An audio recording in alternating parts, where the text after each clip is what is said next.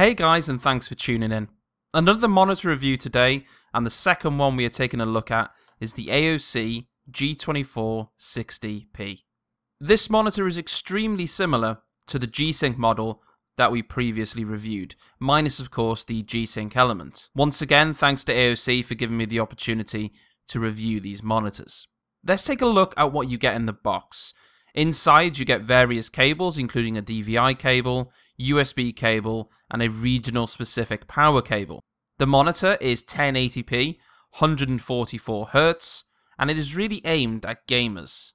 Now, as I said, it is almost identical to the G-Sync version that we reviewed already, but this model is a lot cheaper because it doesn't have G-Sync.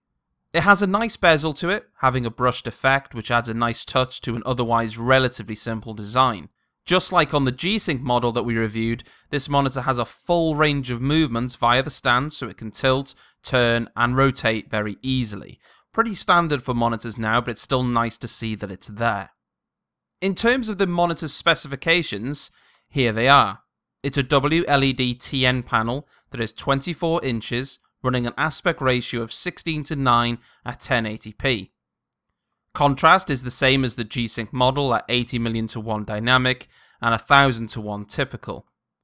Response time is once again up to 1 millisecond, grey to grey. In terms of connections, the monitor is well equipped as well. There are two USB ports, a hub connector and a power on and off switch on the back. Alongside that, on the right side, there is a VGA, DVI and HDMI connector, along with a DisplayPort 1.2 connector as well. Only the DVI and DisplayPort connectors can offer 1080p resolution with 144Hz refresh rates.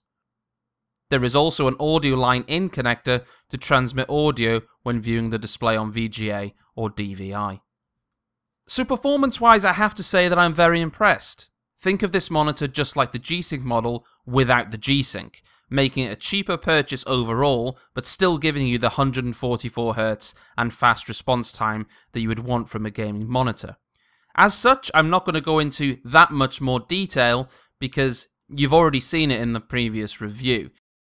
The build quality is still very good, and also, compared to the G-Sync model, the menu is actually far better. I'm not quite sure why, but it is, and it's a lot easier to navigate. I'd really just wish that this menu would be on the G-Sync option. Also, again, it's great to see the monitor having USB ports for fast charging of devices. It's a nice little touch to have that on the side and on the back as well.